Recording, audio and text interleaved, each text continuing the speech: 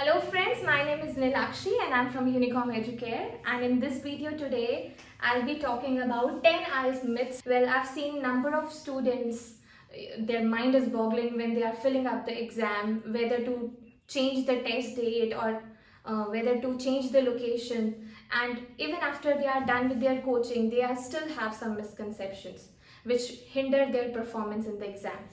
So I'll be taking up these myths one by one. So the first one is related to IELTS test location. So now बहुत सारे बच्चों को ऐसा लगता है कि कुछ IELTS test location में टेस्ट देने से हमारे बैंड ज़्यादा आएंगे as compared to others. उनको लगता है वहाँ एग्जाम मार्किंग लीनियंट है और कुछ जगहों पे डिफिकल्ट है, लेकिन ऐसा बिल्कुल नहीं है. हम टेस्ट लोकेशन चेंज करते करते अपना टाइम, मनी और इनटेक भी मिस कर जाते हैं. अब मनी कैसे वेस्ट होता है? Unnecessary travel expense. टाइम कैसे वेस्ट होता है? हो सकता है उस लोकेशन में स्लॉट अवेलेबल ना हो. So all these things impact your performance in the IELTS. So the number second myth is related to whether to fill up the exam when GT and academic tests are conducted on the same day. बहुत सारे बच्चों को ऐसी misconception रहती है कि general training और academic exam जब सेम डे पे होगा तब एग्जाम इजी आएगा एज कम्पेयर टू व्हेन जब एकेडमिक ही कंडक्ट होता है. वेल ऐसा बिल्कुल कुछ नहीं है. जैसे कि मैंने बताया, आइल्स एक स्टैंडर्डाइज्ड एग्जाम है, ये हर जगह सेम होता है. नाउ ऐसा कई जगह एक्सेप्शन रही होती होंगी जहाँ पर बच्चों को टेस्ट इजी आया होगा जब एकेडमिक और जनरल ट्रेनिंग साथ में एक साथ इकट्ठे कंडक्ट हो रहा है, लेकिन ऐसा हर बार नहीं होता है. So don't waste your time and money related to this. And one more thing you need to focus on is कि जनरल ट्रेनिंग एंड एकेडमिक के सिर्फ 2 स्लॉट्स होते हैं in a month, while academic के हमारे पास 4 स्लॉट्स होते हैं in a month. So don't waste your time, money and don't look here and there, just go for it. So the third misconception is related to IDP और British council.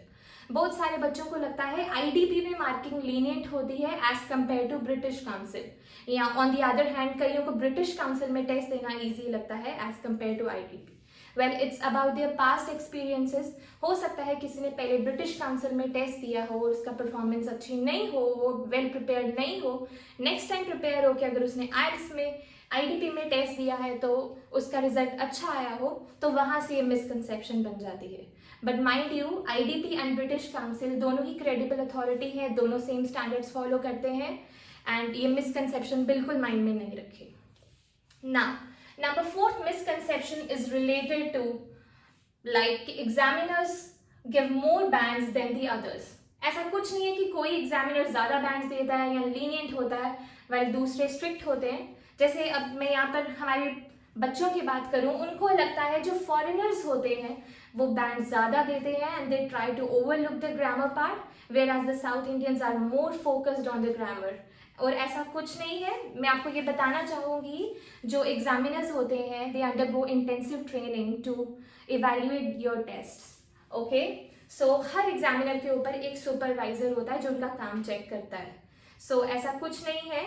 अब कुछ बच्चों का इस मिसकंसेप्शन की वजह से क्या होता है, कुछ बच्चों को लगता है फॉरेनर हमारी स्पीकिंग ले रहा है तो they become overconfident and they try speaking whatever they can without considering their grammar part.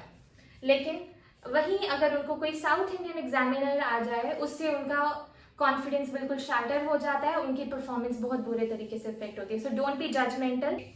So number 5th myth is related to accent. बहुत सारे बच्चों को लगता है अगर हमारा अमेरिकन या ब्रिटिश एक्सेंट होगा तो हमारे स्पीकिंग में ज्यादा बैंड्स आएंगे. ऐसा बिल्कुल कुछ नहीं है. You need to focus on your 4 parameters: fluency and coherence, lexical resource, grammatical range and accuracy and your pronunciation. ये चारों पैरामीटर्स को लेकर एग्जामिनर आपका स्पीकिंग इवैल्यूएट करेगा, not your accent.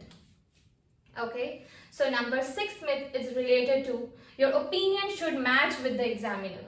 Well, as humans हम सबके अपने अपने एक्सपीरियंसेस रहे होते हैं, राइट? ये जरूरी नहीं है कि हमारा ओपिनियन एग्जामिनर के जैसा ही हो. ये कोई जनरल नॉलेज का टेस्ट नहीं है जिसका एक फिक्स्ड ओपिनियन है, एक फिक्स्ड आंसर होगा.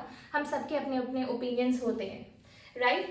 So try giving your opinion as per your experience and justify it in a best possible manner. Okay, so now the 7th myth is related to that We cannot ask the examiner to repeat the question. This is especially in case of speaking. Why? क्या होता है, जो examiners होते हैं, कई बार foreigners आते हैं या साउथ इंडियंस या नॉर्थ इंडियंस, हमें उनका एक्सेंट कई बार नहीं समझ में आता.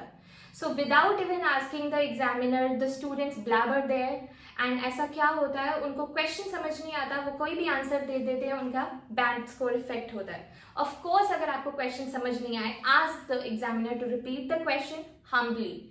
लेकिन अगर कोई वर्ड क्वेश्चन में समझ ना आए, please try humbly ask the examiner to rephrase that question for you. Okay? So, number 8th myth is related to negative marking for exceeding the word limit. This is in case of writing.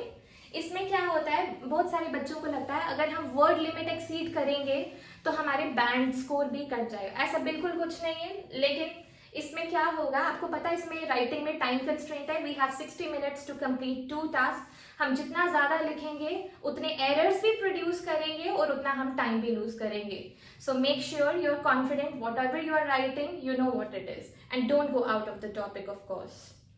So number 9th myth is related to learning complicated words.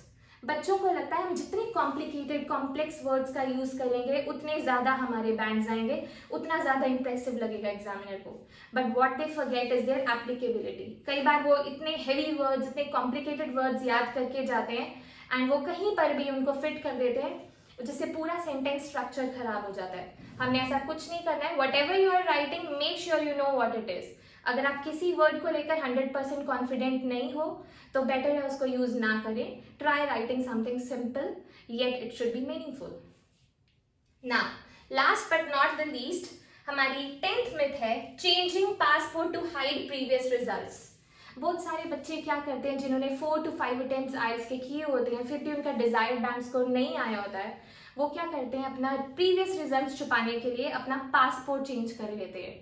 हमने ऐसा बिल्कुल नहीं करना. One thing is quite obvious कि जो registering authority है और जो एग्जामिनिंग अथॉरिटी है वो दोनों डिफरेंट है. हमारे एग्जामिनर को हमारे पासपोर्ट डिटेल्स, हमारे नो अबाउट्स का नहीं पता होता. सो हमने पासपोर्ट नहीं चेंज करना है. हमारा ज्यादा फोकस हमारे एग्जाम में होना चाहिए रादर देन चेंजिंग पासपोर्ट और गेटिंग इनटू अनदर हैसल.